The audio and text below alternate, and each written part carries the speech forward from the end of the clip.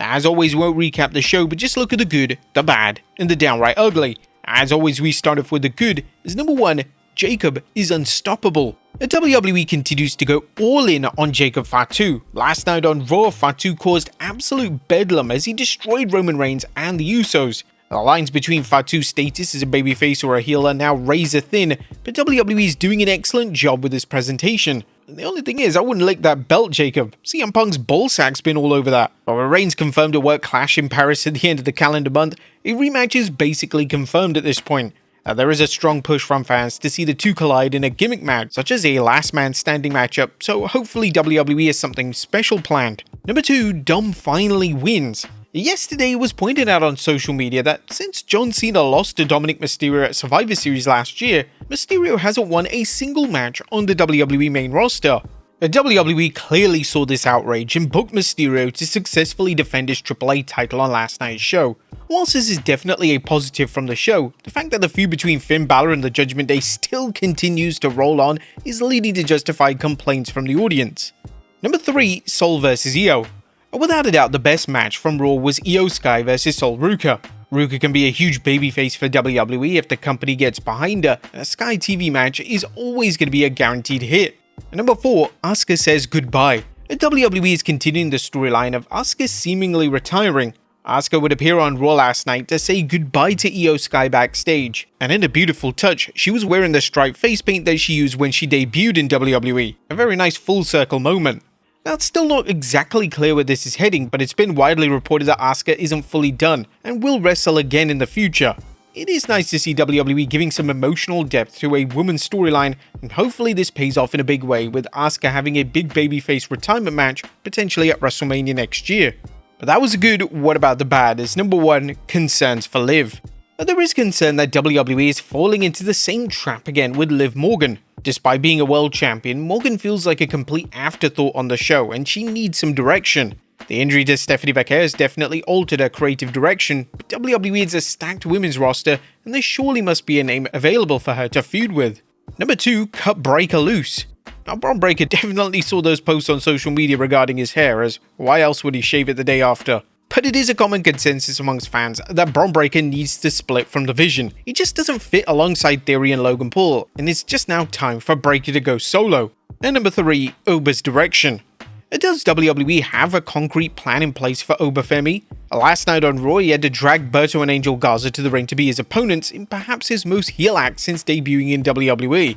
We're only 2 weeks away into this open challenge series and it already appears that WWE has run out of ideas. Femi needs a feud with a top star on the roster and it needs to happen sooner rather than later, or else he's going to lose all his momentum.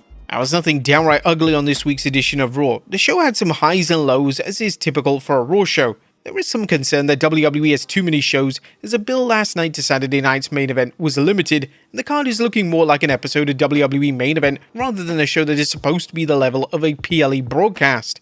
Also, the endings to Raw seem to be very repetitive nowadays. Isn't this now the 4th time that we've seen Jacob Fatu attack the Bloodline and have them lay him out?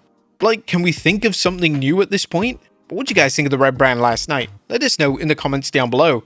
Now, first story looks at Roman Reigns' WWE status revealed. Now, our top story today looks at the status of Roman Reigns. One of the stories that dominated last week was a potential fallout between Reigns and TKO. It was claimed by some that Reigns was asked to restructure his WWE deal, and it was even claimed that WWE accidentally advertised him for the month of June, when in fact he wouldn't be working that entire month. It was then later reported that there are no contract issues present when it comes to Reigns, and he remains happy with how things are going within WWE. Well, with that being said, WWE has finally issued an update on what is going on with their world champion, and they confirmed last night that Reigns will work 3 episodes of Raw in the month of June, those being June 1st, June 15th, and June 29th. It doesn't appear that Reigns will be working Night of Champions in Saudi Arabia, however, he is on the official poster, so it's unclear what's going on there. Reigns did promise that when he won the world title at WrestleMania, he would be a full-time talent, and it's greatly appreciated that he's mostly keeping to his word. Reigns' next title defense is said to be a Clash in Italy at the end of the month, and it looks like this is going to be a rematch versus Jacob Fatu. Next up, the real reason why Asuka left WWE Raw. Based on Raw last night, WWE appears to be delivering a storyline based on Asuka's supposed retirement, and according to Fightful Select, Asuka will indeed be taking time off. After WWE Backlash, Asuka appeared to be bidding farewell to WWE, Fightful can confirm that she will be taking some time off, but is planned for tonight's WWE show. We're told that this has been planned for a while and isn't related to the recent cuts. But as to why, it seems that Asuka will be returning to Japan for personal matters. As Fightful continued their report saying, "So I found out definitely what's going on, and I don't want to miscredit the person who said it, but the person who said there's personal stuff going on, that's accurate." And again, I don't want to elaborate on what that is, but I was straight up told tonight she was not part of any cuts. She wasn't asked to take a pay cut. As best as I know, WWE did not want Asuka to be gone for a while, so to speak. They continued saying, "Here's what I heard. Asuka had approached WWE and said, there's stuff I've got to attend to, which we're not going to elaborate on. It's back in Japan. She's going to be spending some time there. I don't know how much time that's going to be, but obviously it's not what WWE wanted to hear. It's something that they felt was important to honor and all that." Now, Asuka is still highly regarded by those in WWE, as Asuka is beloved in that company. When people naturally were like, "Oh, was she cut? Was she asked to take a pay cut?" A number of people hit me up and they're like, "Man, we can't speak higher of the job that she does." Now, it's still being questioned by fans why WWE didn't deliver this angle at WrestleMania, as it would have been spectacular. However, it's possible that WWE didn't want to deliver 2 retirement angles in the space of one show, as it may have been seen as complete overkill.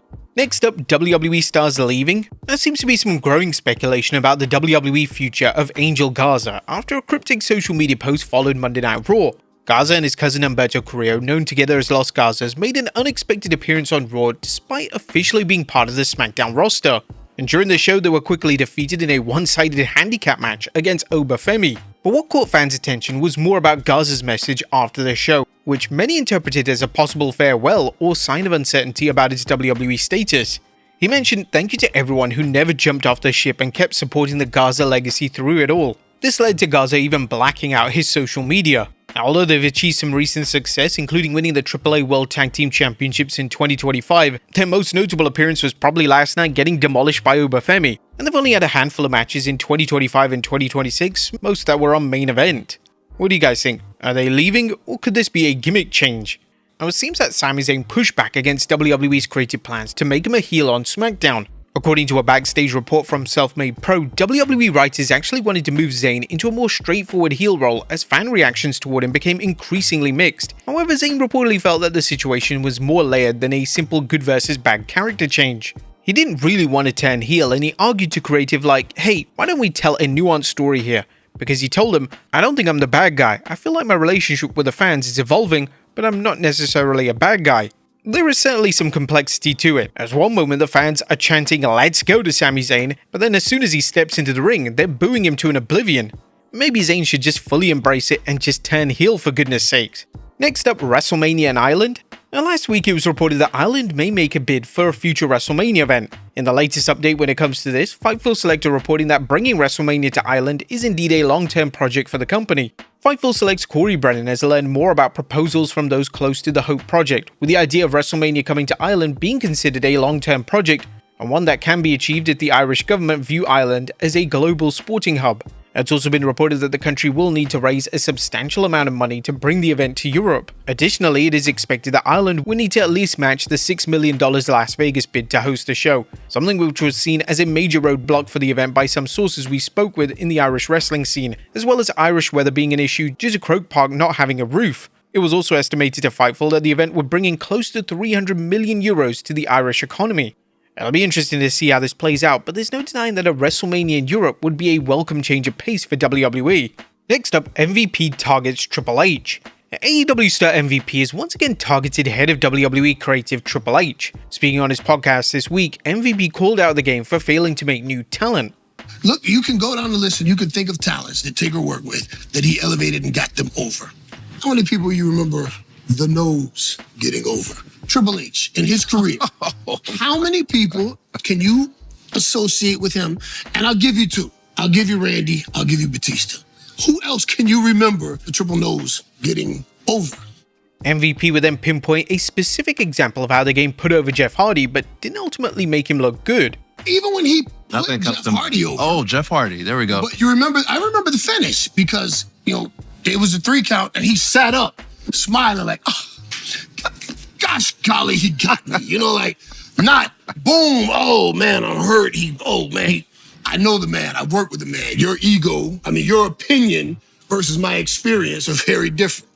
These comments are a hot topic on social media today, with a lot of fans feeling like MVP needs to let this bad blood go and move on with his life. It's clear that MVP holds a ton of resentment for how the game presented the Hurt Business in WWE, and now that MVP is in AEW with the same faction, it's time to focus on what's going on in the company he's actually in. Next up, Ronda Rousey shoots on a WWE run. Well, Ronda Rousey rarely has anything positive to say regarding a WWE run, and this hasn't changed in 2026. Speaking to Complex, the former WWE Women's Champion revealed that she felt edited in WWE and she didn't enjoy being under the death throes of Vince McMahon. "Oh yeah, I felt like I was doing somebody else's impression of myself. You can tell when I was allowed to write my own promos and when I wasn't. I really enjoyed my time in the ring. I didn't really enjoy being under the death throes of Vince McMahon's reign, but there were a lot of great experiences there." Rousey made a debut in AEW earlier this year, however it's been reported that this was just a one-off appearance and won't be leading to anything substantial in the company. Next up, the New Day appearance set. Now, the New Day only recently departed WWE, but the talented duo are already being booked for future appearances. According to PW Insider, Kofi Kingston and Xavier Woods have agreed to appear at the next two GalaxyCon conventions.